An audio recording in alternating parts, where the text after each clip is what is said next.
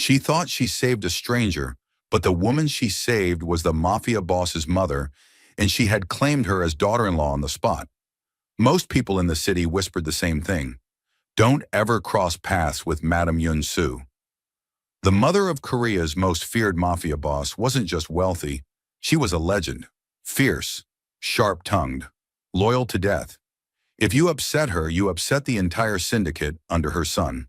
But on one dangerous afternoon, Madame Yun-Su crossed paths with someone nobody expected. A waitress in a faded apron, curly hair tied with a rubber band, carrying a tray of leftover pies.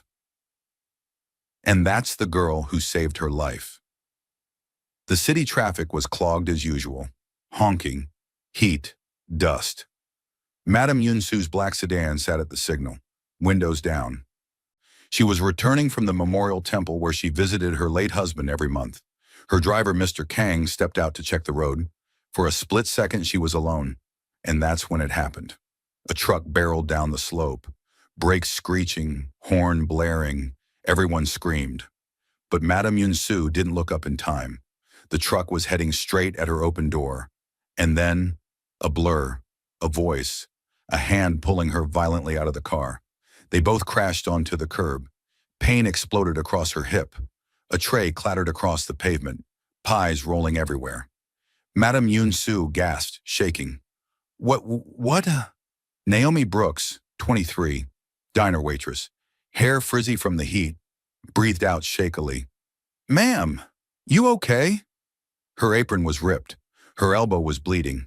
Her heart was pounding so hard it hurt. But she had saved her. The truck smashed into the vacant sedan. Metal folded. Glass flew like glitter. People screamed. Madame Yun-Su's eyes widened. That impact would have killed her instantly. You? Her voice trembled. You pulled me out? Naomi nodded, panting. I saw it coming. You didn't move.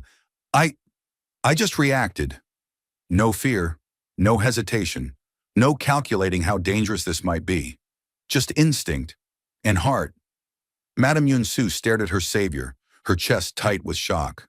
This girl, this stranger, this waitress, had risked her own life to save an old woman she didn't even know. Sirens echoed, men in black suits rushed, phones exploded with orders, and behind all the chaos, a black motorcycle screeched to a stop. The man who got off it made half the street go silent. Han Ji-hyun, the Korean Mafia prince, Madame Yun-Su's only son, tall, sharp jawline, cold eyes, the type of man people fear even when he's calm. He rushed to his mother, panic slicing through his face. Iyama? He grabbed her shoulders. Are you hurt? What happened? She pointed at Naomi. She saved me. He turned. And for a moment, just a moment, his cold world paused. Naomi stood there holding her bruised arm, curls messy, apron dusty, pie stains on her shirt, a random diner waitress who had just stepped into a war world by accident. You? He asked quietly. She blinked. Me? Yeah. His eyes dropped to her bleeding elbow. His jaw clenched. You're injured. I'm fine. You're bleeding. It's just a scratch. People were watching, whispering. The Mafia prince speaking softly to a waitress? Unbelievable. But Ji-hyun didn't care. He took Naomi's wrist gently, as if she were made of something precious, and examined the wound. Get her cleaned up, he ordered one of his men. Naomi pulled her hand back. No, I'm fine, really. I need to go back to work. Work? He blinked at her like she'd said she needed to go climb the moon. You just saved my mother's life. You're not going back to that diner. Naomi tried to laugh. Sir, someone's got to serve tables. Madame Yun-Su let out a breathy, emotional laugh of disbelief. Ji-hyun, she whispered to her son. She reminds me of someone. He frowned. Who? His mother didn't answer. She was staring at Naomi with a softness nobody had seen in years. Emergency teams were clearing the road. Mafia men were guarding the scene. Reporters were gathering like vultures. But Madame Yun-Su wasn't focused on any of that. She was focused on Naomi, on her scraped elbows, her trembling hands, her kind, terrified eyes. Child, she said softly, what is your name? Naomi. Naomi Brooks. Are you always this reckless? Naomi flushed. I, I just didn't want you to get hurt. That truck was coming too fast. Madame Yunsu nodded slowly. So you threw yourself toward danger for a stranger? She wasn't a stranger, Naomi said gently. Just someone's mother. Ji-hyun inhaled sharply. Something tugged in him, something even he didn't understand yet. Madame Yunsu placed a hand on Naomi's cheek. My son is lucky, she murmured. Very lucky. Lucky? Naomi frowned. Why? And then, right there on a broken street, with smoke rising from the crushed sedan and half the city watching, Madame Yunsu spoke the words that changed everything. Because from today, you are my daughter-in-law. The crowd gasped. Phones dropped. Ji-hyun choked on air. Iyama! Naomi's soul left her body. What? Madame Yunsu squeezed Naomi's hands. You saved my life. That makes you family. Fate chose you. I accept you. Ji-hyun stared at his mother, stunned beyond belief. You can't just... Quiet, she snapped. This is the girl. I feel it. I know it. Don't argue with me. But I said don't argue. Everyone stood frozen while Madame Yunsu nodded proudly like she'd solved world hunger. Naomi's voice trembled. Ma'am, I didn't save you to get married. I saved you because it was the right thing. Madame Yunsu touched her cheek again. Child, you did more for me today than people who call me family. Her eyes softened, truly softened, in a way her son had never seen. I thought my life was ending today, she whispered, but perhaps it was just beginning. Ji-hyun dragged his mother aside. Yama, you can't force someone. I'm not forcing, she hissed. I'm declaring. There's a difference. She barely knows us. I know enough, Madame Yunsu snapped. I saw the way you looked at her. I didn't look at Ji-hyun, she said slowly. Don't lie to your mother. He shut his mouth, because she was right. When he first saw Naomi, something had flickered in him. A crack, a thaw, something he didn't want to admit, something he didn't know how to handle. But his mother, she saw everything, every unspoken thing. She is the girl, Madame Yunsu whispered. The one who brings warmth back into this cursed bloodline. Ji-hyun's chest tightened. He didn't believe in fate, but the way Naomi had looked at him, fearless, confused, soft-hearted, that did something to him he didn't have words for yet. Naomi tried to slip away quietly, but Madame Yunsu grabbed her hand. You're coming with us. Ma'am, I really have to go back to the diner. No, you are family now. We're not. Madame Yunsu smiled. Not yet. Naomi nearly fainted. Ji-hyun pinched the bridge of his nose. Iyama, she's scared. Then comfort her. Ji-hyun blinked. He wasn't used to comforting anyone.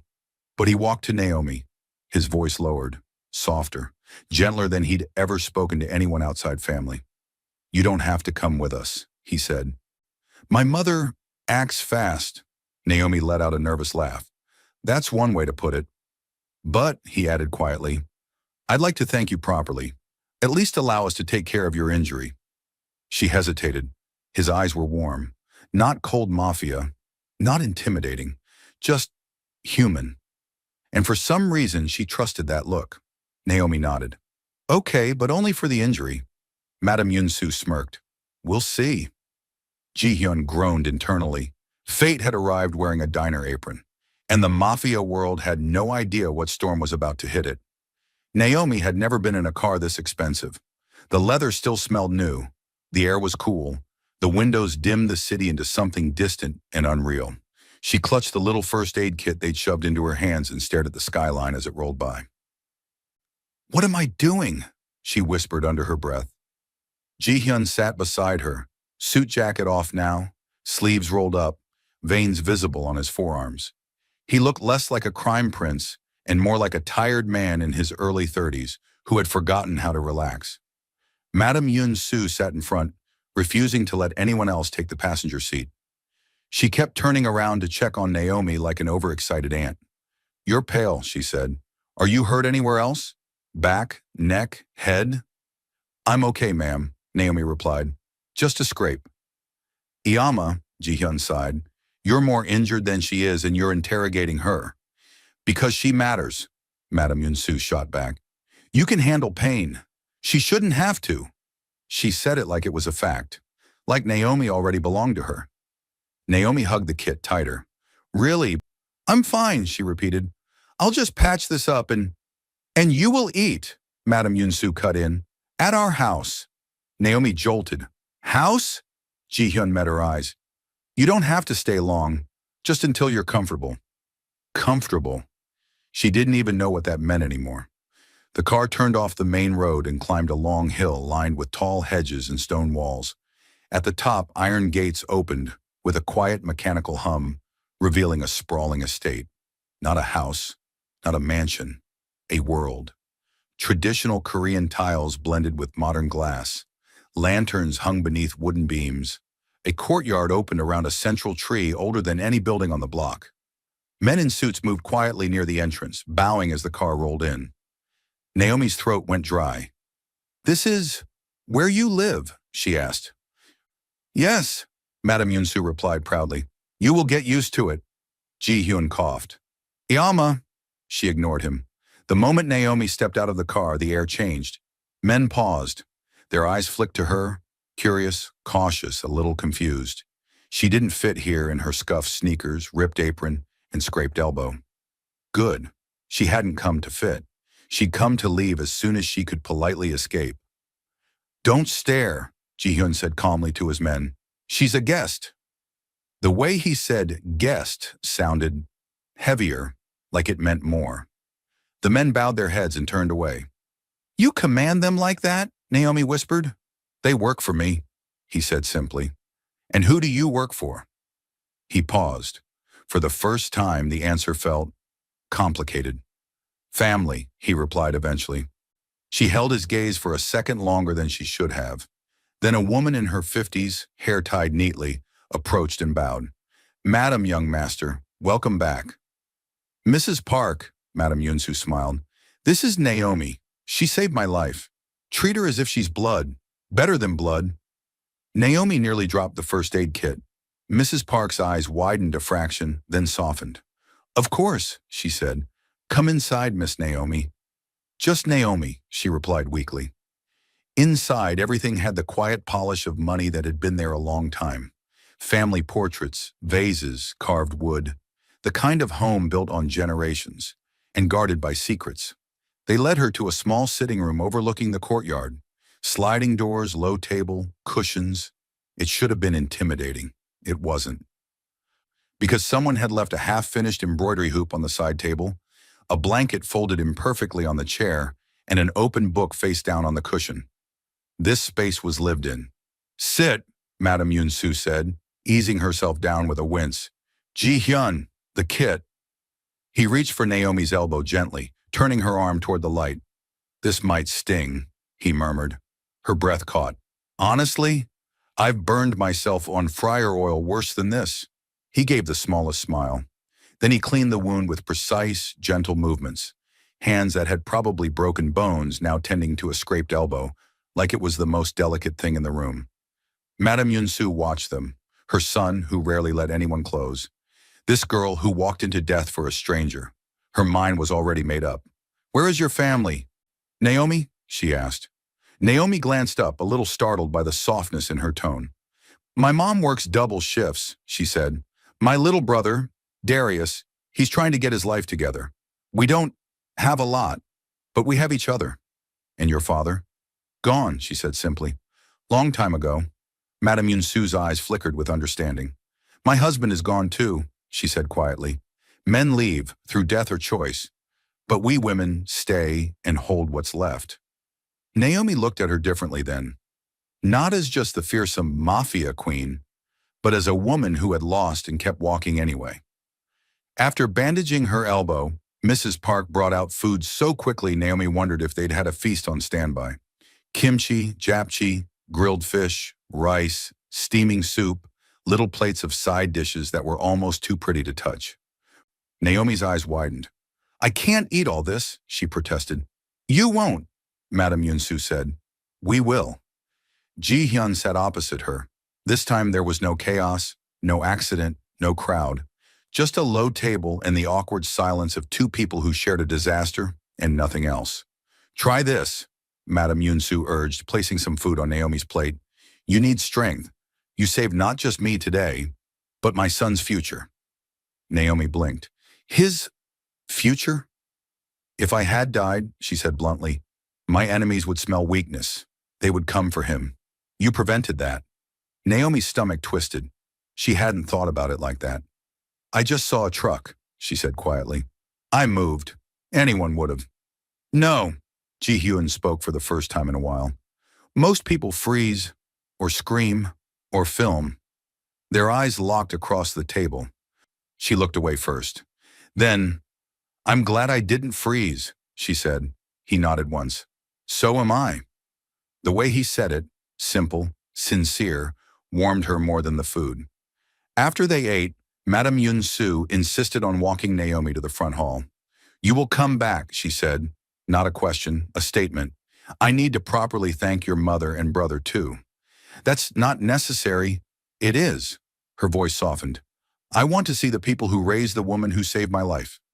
Naomi's chest tightened. It had been a long time since anyone spoke about her family with that kind of respect.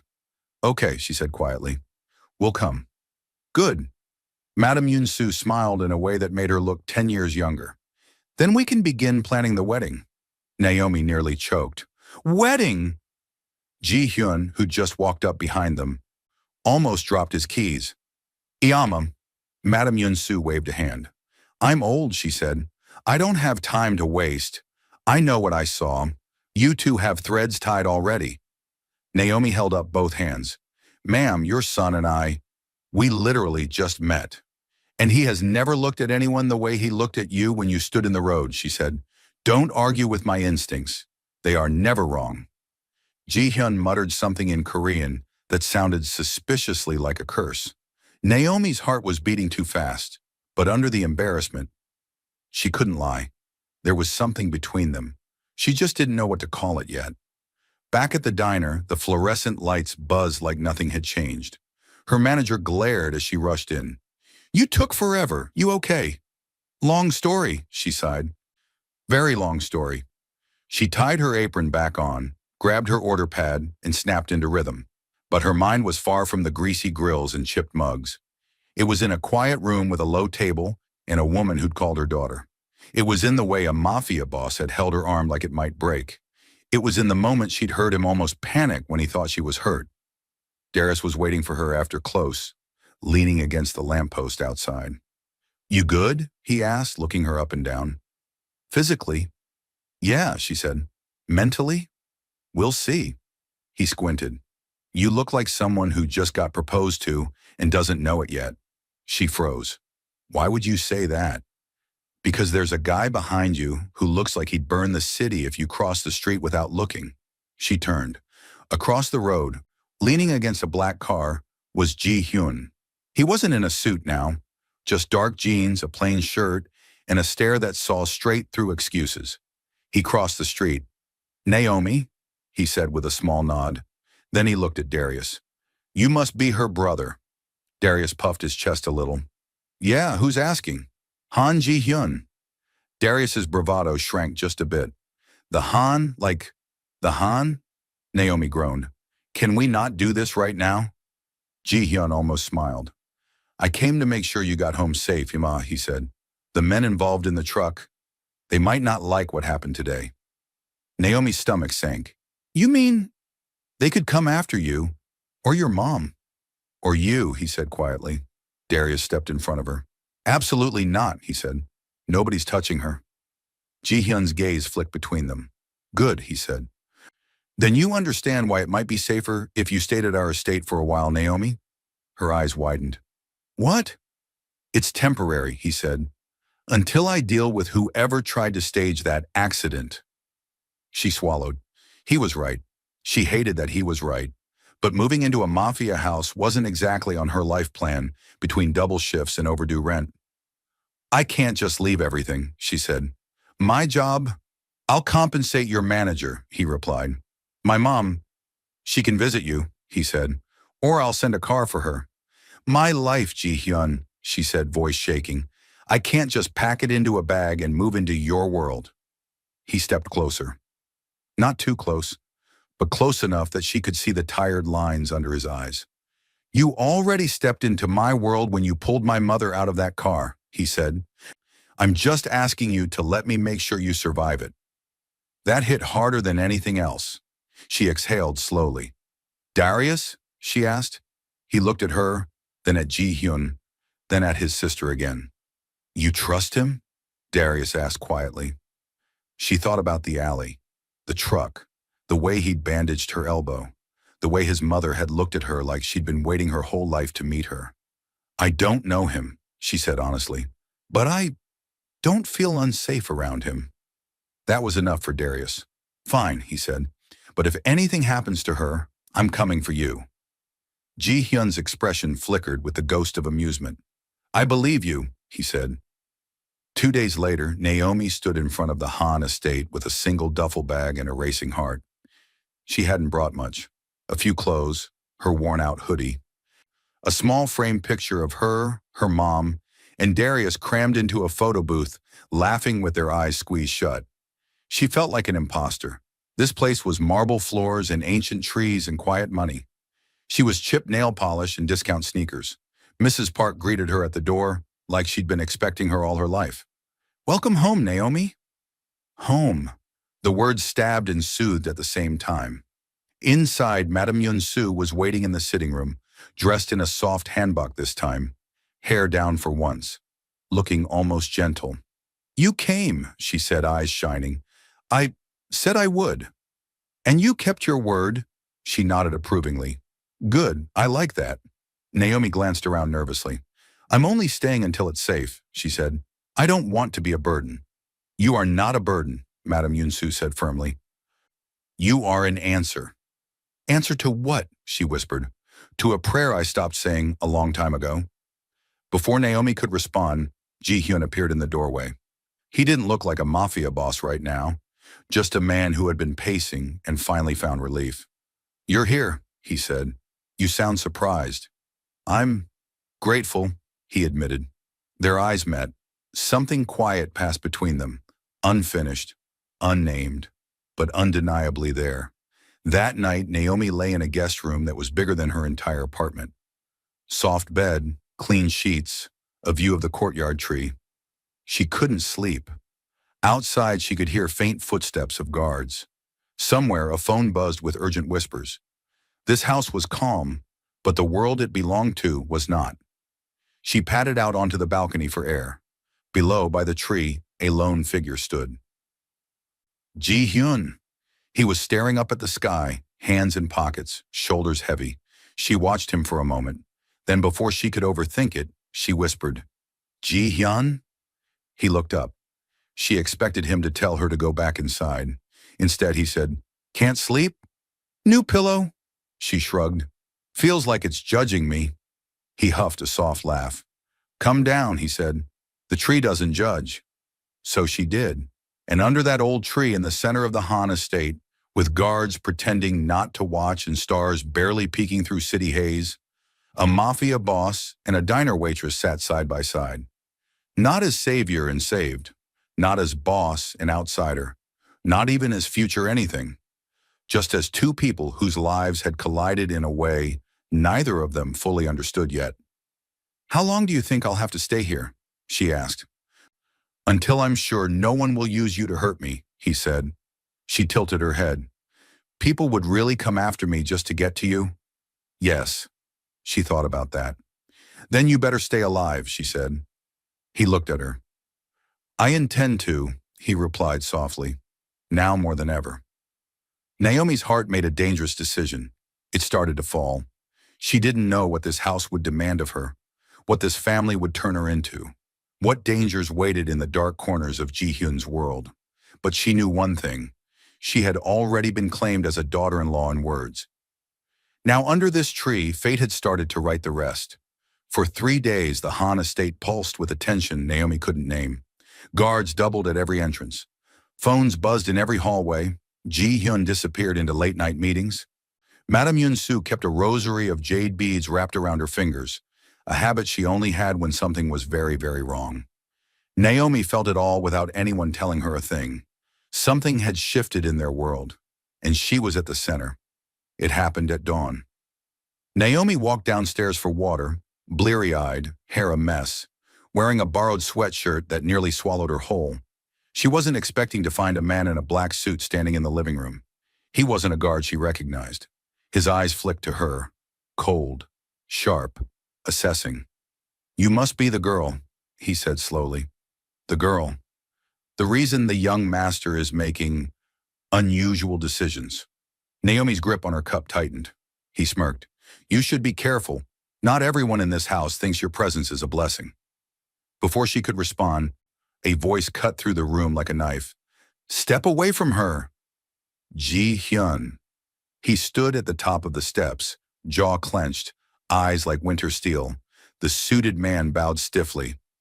"Young master, I was simply introducing myself." "No, you were provoking her," Ji-hyun said coldly. "Try that again, and you won't be allowed inside these walls." The man's eyes flickered. Then he bowed again and walked out the door. Naomi exhaled shakily. "Who was that?" "Someone who forgets his place," Ji-hyun muttered. "He won't speak to you again." She watched him descend the stairs, noticing the tension in every step, the exhaustion, the weight. "You barely slept," she whispered. "I'm working on something." "What's something?" He hesitated. Then he said the last thing she expected. "The accident wasn't an accident." Her stomach dropped. "What?" "The truck was sabotage," he said, "and someone tipped them off about my mother's schedule." Naomi's pulse hammered. "You mean someone wanted to kill her?" "Yes. To get to you." "Yes," he repeated quietly. She choked on air. "And because I pulled her out, now they know my face." He looked at her, eyes softening in a way that broke her in half. "That's why you're here, Naomi. I need to protect you." That afternoon, Naomi found Madame Yun-soo in the courtyard, ripping petals off flowers with unnerving calm. The older woman didn't look at her when she spoke. "They wanted me dead," she said, "and when they failed, they looked for another weakness." She turned, eyes blazing. "You!" Naomi swallowed. "I didn't ask to be part of this," she whispered. "You're not just anything," Madame Yun-soo snapped. "You saved me. That made you family. And family is both shield and target." Naomi's chest tightened. "I didn't know." "How could you?" the old woman said more softly. "You were living your life, serving tables, caring for your brother. You didn't ask for this world." Naomi nodded, throat tight. "But fate doesn't ask," Madame Yunsu continued.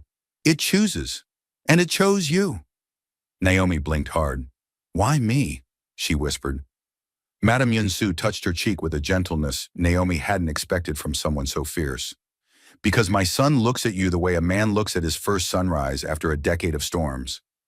Naomi froze. I didn't come here to become anything," she whispered.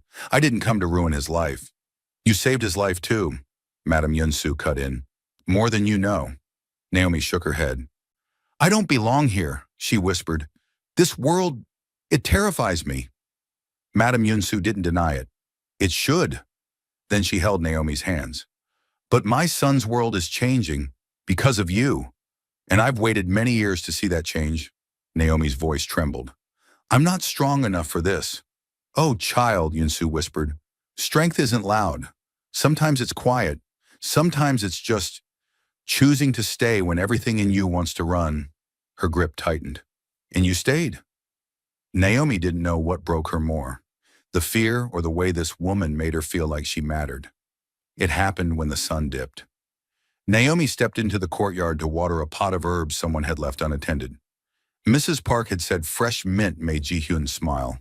Naomi didn't know why she cared, but she did. As she bent to water the plant, she heard a hiss. Click. Something metallic hitting stone. Naomi froze. A little black device rolled to a stop inches from her hand. Not a grenade. Not a bomb. A tracker. Someone had thrown a tracker into the estate. But at that moment, before she could scream for help, a gloved hand grabbed her shoulder. She gasped, and immediately a figure yanked her backward. A shadow. Tall. masked, moving fast. His arm locked around her waist. Before he could drag her farther, a gunshot cracked the air. Bang! The masked man jerked, stumbled, then vanished into the hedge, dropping the tracker. Naomi fell to her knees, heart in her throat. Ji-hun sprinted from the other side of the courtyard, gun raised, eyes on fire. Naomi!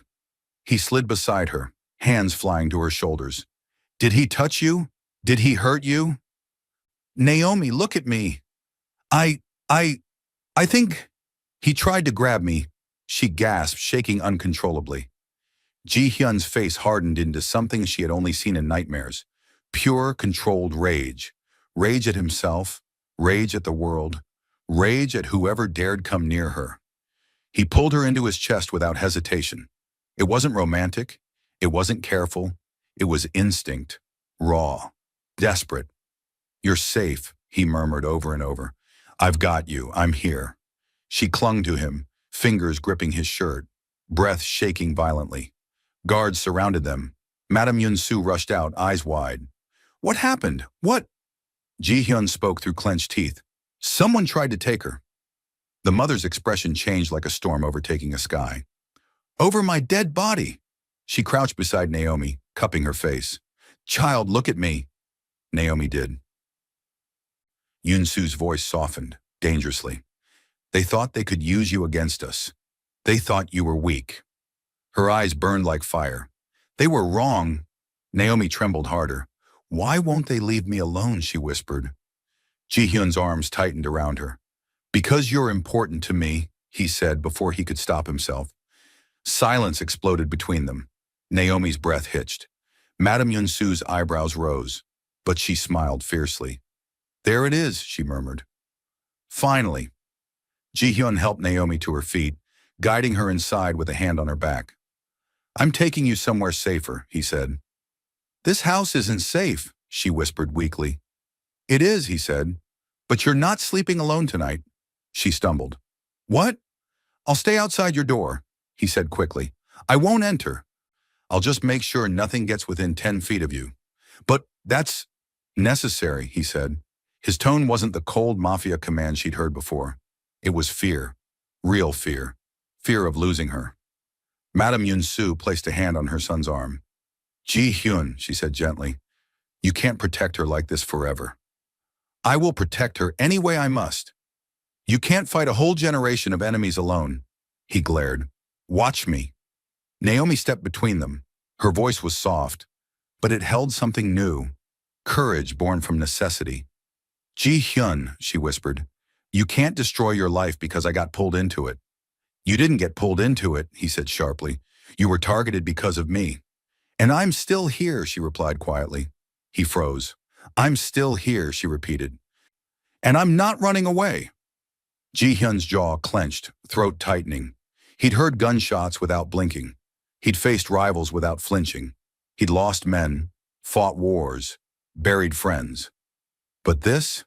A girl from a diner looking him in the eye and saying she wouldn't leave him? It made him feel something he didn't have a name for. He reached for her hand, not forcefully, not possessively, just gently, as if she were something he just realized he was allowed to want. Naomi let him hold it.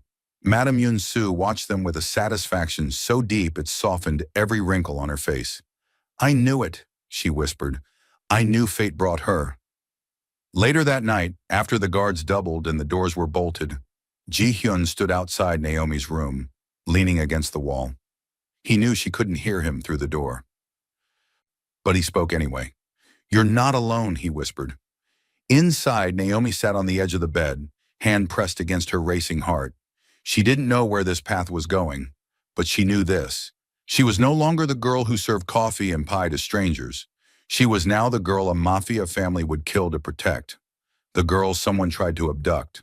The girl fate had chosen for something bigger. The girl who was becoming, slowly, quietly, part of the life of a man who carried the whole city on his shoulders. And tonight, she realized something she had been too scared to admit. She didn't want to disappear from his world. She wanted to stay, even if it terrified her. The Han estate didn't sleep for the next 48 hours. Calls flew across time zones. Deals were threatened, promises were broken, and through it all, one truth settled over the house like storm clouds. Whoever went after Naomi had declared war, not just on the Hans, on whatever softer future they were trying to build. Ji-hyun sat at the long conference table in the underground room. No windows, just cold lights and colder faces. The same man who'd called Naomi the girl now stood on the opposite side, hands bound behind his back, lip bleeding where somebody had hit him. "You went too far," Ji-hyun said, voice flat. The man scoffed. "She's just some waitress." "No," Ji-hyun replied. "She is my mother's savior, and under this roof, that makes her untouchable." Another scoff. "You've gone soft," the man sneered. "Over some girl from a diner? The whole city's watching, Ji-hyun. You're supposed to be untouchable. But now everybody knows. One nobody can make you bleed." Ji-hyun's expression didn't change. "Everybody already knew I bleed," he said. "They just thought they could use it. That's their mistake." The man leaned forward. "You care about her," he said. "They'll use that, again and again, until someone gets to her first." Ji-hyun's jaw tightened. "I'm aware," he said. "Then let me fix it," the man said. "Let me clean the mess. One bullet, one night, problem solved. No waitress, no weakness." He said it casual, like he was talking about taking out the trash. The room went dead silent. Ji-hyun didn't raise his voice. He didn't have to. "Repeat that," he said quietly. "I want you to hear yourself." The man swallowed. He'd gone too far. Ji-hyun stood. "You think caring makes me weak," he said. "You think loyalty is a liability. You think the only way to survive is to cut away anything that looks like light." He stepped closer, eyes calm, too calm. "But here's something you never understood," he continued. "Men who fear loss are dangerous. Men who never had anything to lose, they're reckless. Men like me, who finally found one thing they refused to lose," he smiled cold and lethal. "They're the most terrifying of all." He nodded to his men. "Get him out of here. He doesn't work for us anymore." The man paled. You're exiling me." "That's the merciful version," Ji-hyun said. "Take it and go before my mother hears what you suggested. She won't be as kind." As the door slammed behind the disgraced subordinate, one of the lieutenants cleared his throat. "Young master," he ventured carefully, "you know the others will talk." "Let them talk," Ji-hyun replied. "Let them know what happens when someone lays a hand on what's mine." Naomi hadn't meant to listen. She'd only come downstairs to find Mrs. Park and ask for tea, but voices carried down the hall from the underground stairwell. "They'll keep coming for her if they think she's just a waitress. He said she's what's mine." Her heart stuttered. She didn't hear every word, but she heard enough. Enough to know she wasn't a footnote in his world anymore. Enough to know this war wasn't about territory alone. It was about her. Footsteps approached. A door opened down below. Naomi stumbled back, pressing herself against the wall as Ji-hyun emerged from the stairwell. Tie loosened, sleeves rolled, expression carved from stone. He almost passed her. Then he stopped. "You were listening?" he said. It wasn't a question. She swallowed. "Not on purpose," she said. "Your walls aren't exactly soundproof." He exhaled slowly. "I didn't want you to hear it like that." "Hear what?" she whispered. "That someone suggested killing me?" The word tasted wrong in her mouth. His eyes darkened. "Yes," he said, "and that I made it very clear what happens to anyone who tries." She studied him. "You called me what's mine," she said softly. Silence stretched between them. He could have denied it, could have brushed it off as strategy, could have hidden behind the role he played for everyone else. He didn't. "Yes," he said. Her stomach flipped. "Am I?" she whispered. His jaw flexed once. "Do you want to be?" he asked quietly. There it was. No mafia, no mother, no enemies. Just a man asking a woman a question he never thought he'd ask. Trembling, she stepped closer. "You terrify me," she admitted. "I know," he said. "You drag danger wherever you go." "I know. You make my life more complicated every day." A faint, broken smile. "I know, Naomi." She took a breath that felt like jumping off a cliff. "And I think," she whispered, My heart chose you the second you bandaged my elbow and pretended it was nothing. Something in his face shattered. The careful control, the distance, the denial, all of it. Naomi, he murmured. Don't say my name like that, she said, voice shaking. Unless you mean it. He did. He meant every syllable. He closed the last inch between them. His fingers brushed her jaw, slow, as if giving her time to pull away. When she didn't, he lowered his forehead to hers and let the words fall out. You're not my weakness, he whispered. You're the first thing in my life that makes me want to be better than the man I've been. Her eyes burned. That's not a small thing to say, she managed. It's the only way I know how to say it, he replied. She laughed through a tear. You're very bad at normal romance, you know. I wasn't trained for normal anything, he said. Then he kissed her. It wasn't the desperate clutch from the courtyard. It wasn't a stolen moment. It was a promise. Slow, intentional, unhurried, the kind of kiss that didn't ask for anything except truth. When they finally pulled apart, they were both breathing hard. Does this make things more dangerous? She asked. Definitely, he said. She swallowed. Then I guess we do it together. He smiled, slow and disbelieving, like no one had ever offered to walk beside him before. Together, he echoed. Of course, Madame Yunsu didn't miss a thing. Later that evening, she summoned Naomi to the courtyard tree. Sit, she said, patting the bench. Naomi sat, fingers twitching. You had a choice, Madame Yunsu began. You could have left after the accident, after the first scare, after the second, yet you stayed. Naomi nodded slowly. I thought about running, she admitted. A lot. And why didn't you? Naomi looked at her hands. Because you risked your life raising your son in this world, she said. Because he carries scars I don't even know how to name. Because I saw both of you standing against an entire city, and I realized I didn't want to be one more person who walked away from him. Madame Yunsu didn't speak. Naomi continued. I can't fight like your men. I can't negotiate like him. I don't know how to aim a gun or threaten a room. She lifted her gaze, eyes steady. But I know how to stand with somebody when the world is trying to pull them apart. I know how to stay. If I say I'm not leaving, I mean it.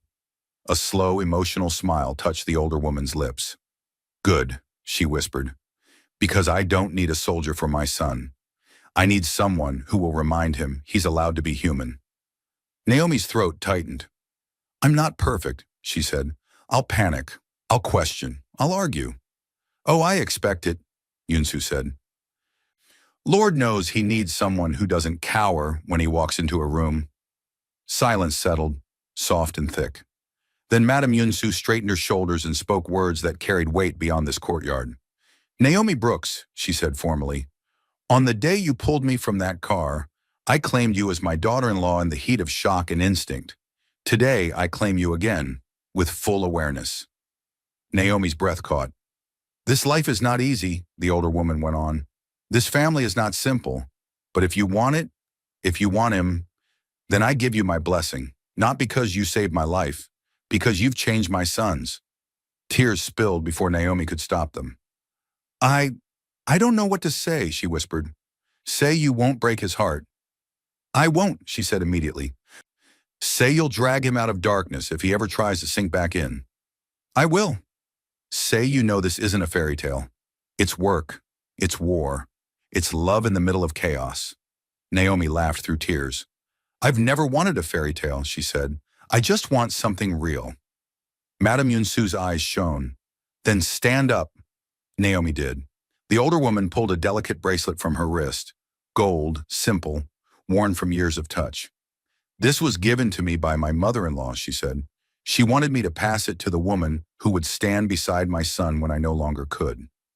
With gentle fingers, she clasped it around Naomi's wrist. It fit like it had been waiting for her. There, she said. Now you're truly mine. Naomi wiped her cheeks, laughing breathlessly. I thought I was his, she said. You're both, Yunsu replied. That's how this works. You didn't just marry a man. You marry his people, his burdens, his ghosts, but you also inherit his strength. Naomi looked down at the bracelet. It wasn't diamonds. It wasn't flashy. It was something better. Belonging. Months later, the city still whispered about the failed assassination. Some said the Hans had gone soft. Others said they'd become more dangerous than ever. Nobody touched Naomi, not after what happened to the man who tried. Inside the estate gates, life shifted into a new rhythm. Naomi spent mornings studying Korean with Mrs. Park, afternoons helping Madame Yun-soo in the garden, evenings waiting for Ji-hyun to come home from meetings less bloody than they used to be. He changed. Slowly. He didn't step away from power overnight. But he started passing responsibilities, closing unnecessary conflicts, drawing harder lines about what he would and wouldn't allow. "Why?" Naomi asked him one night as they sat beneath the courtyard tree. "Because I used to think my legacy was fear," he said. "Now I want it to be something else." "What?" He looked at her. "Survival with dignity," he said. "For the people under me. For my mother. For you." Her heart squeezed. "You're building an exit," she realized, "a way out. Maybe not for me," he said, "but for whoever comes next. For our children, if we have them. They shouldn't inherit war." The word "our" echoed between them. He didn't take it back. She didn't want him to. Exactly 1 year after Naomi pulled Madame Yun-soo from the car, the Han estate celebrated quietly. No fireworks, no public displays. Just a long table beneath the courtyard tree, 2 candles, warm food, 3 people who'd been stitched together by fate, accident, and choice. "This is not traditional Thanksgiving," Naomi teased, spooning rice into her bowl. "It is now," Yun-soo declared. "The day my daughter-in-law saved me." Naomi flushed. "I'm not officially—" "You will be," the older woman cut her off. "And if my son drags his feet, I will personally drag him to the altar." Ji-hyun shook his head. "I was going to ask her," he muttered. "In my own time." Yun-soo pointed her chopsticks at him. "Time's up." Naomi laughed, covering her face with her hands. "Can you two not argue about my theoretical wedding in front of me?" "Why theoretical?" Ji-hyun asked quietly. She peeked through her fingers. He was looking at her with the same open, terrifying softness that made it impossible to breathe properly. "Naomi," he said, standing and moving to her side of the table.